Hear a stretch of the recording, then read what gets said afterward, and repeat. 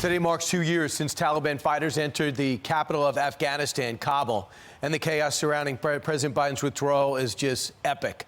Let's take a look at the series of events that led up to one of the biggest disasters in American military history and one of the worst decisions ever.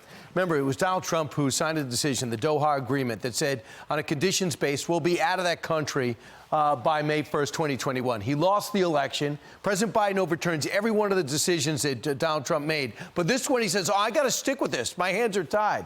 So he sticks with this. He starts pulling troops out, but he was supposed to pull the troops out after the civilians got out. No one relayed that to him. When he realized how few troops are in there, his military advisor said, I advise you not to do it. But if you continue to do this, then I'm going to have to say that the only option is a total, complete pullout rapidly. So they leave the air base, they leave military presence, and they leave people behind.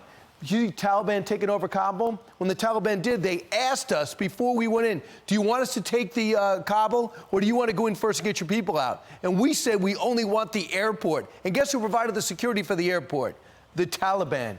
Then the President Biden defends this chaotic withdrawal. And Admiral Kirby comes out and says something that's just inexcusable. From his perch, he didn't see chaos. Did you guys see the cargo jet? Did you see the explosion at Abbey Gate that killed 13, killed over 100 Afghans, and wounded dozens of Americans? I did. Did you see the way we weren't allowed to leave our bases, and the UK and other NATO allies who weren't even communicated with about our exit had to go get their people, and we were not allowed to leave our base? Some did anyway. And Save Our Allies is one of the many civilian groups that had to go into action. A lot of them cashed in their 401ks in order to help those who helped us so much over the last 20 years. Let's bring in Tim Kennedy, former Special Forces operator and co-founder of Save Our Allies. Tim, your thoughts 2 years later and the statements from Admiral Kirby of, from my perch, I didn't see chaos, must really be tough to swallow.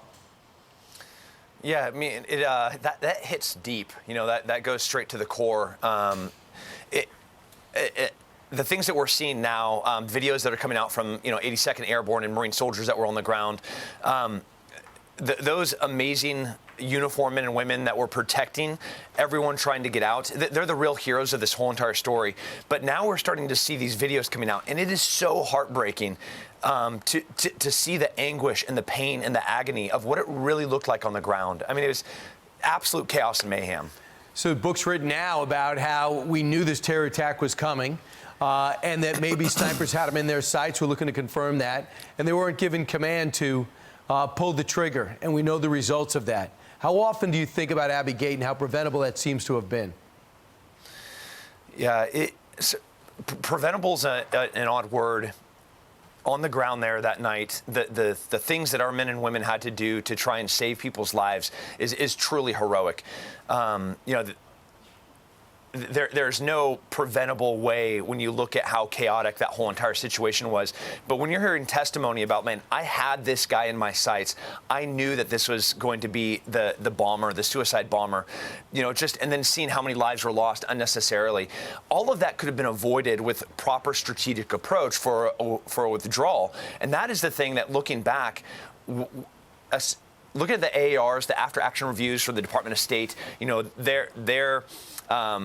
I mean, it was really embarrassing when they went back and said, we really didn't do anything wrong. Department of Defense could have done this. They were just kind of passing blame on who's responsible for what. Ultimately, we as a nation should have said, man, we messed up really bad strategically here.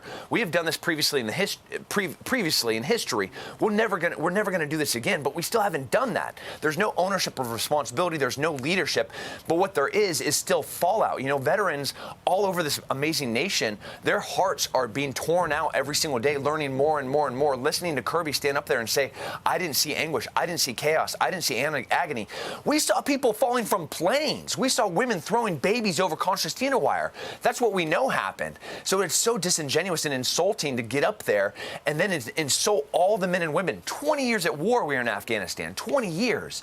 Americans went over there and fought and died. And then to go up there and to stand up there and insult all the sacrifices that were made for this country and for us to preserve our security in Afghanistan, it's so mean. I mean, it's heartless. I read the Doha Agreement. It wasn't too complicated, about 6 pages, one of which was conditions-based. And if the Taliban were out front about to take Kabul because Ghani left and the army dissipated, we had the Taliban out of the woodwork, out of the woods, out of the sand, standing in Kabul. We could have taken them all out. Don't move until our people come out, if it actually came to that. And leaving Bagram Air Base, knowing that Pakistan, Russia, and China were right there, and we had a looking glass to them, and now we got nothing, and China's got the rare earth. After your 20 years and your colleagues' 20 years of sacrifice in that country, it is really hard to stomach. I don't think they've been held accountable, Tim. Final thought?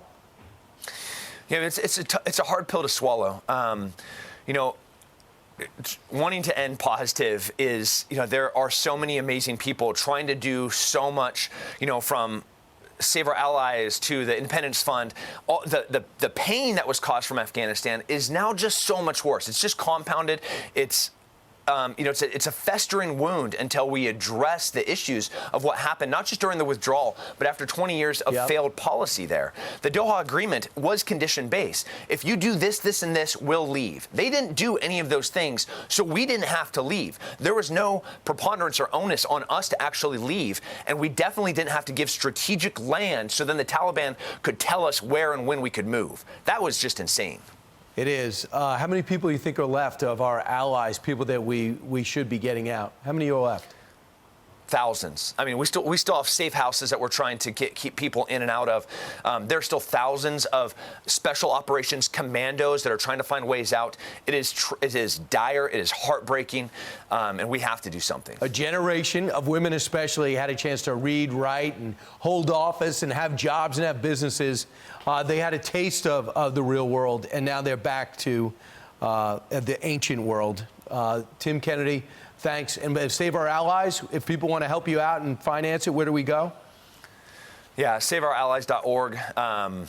That's a full different story. All of the women that can no longer go to school, can't own businesses, it's back to Taliban rule. Right. We're not going to forget. Thanks so much, Tim. Appreciate it. I'm Steve Ducey. I'm Brian Kilmeade. And I'm Ainsley Earhart. And click here to subscribe to the Fox News YouTube page to catch our hottest interviews and most compelling analysis.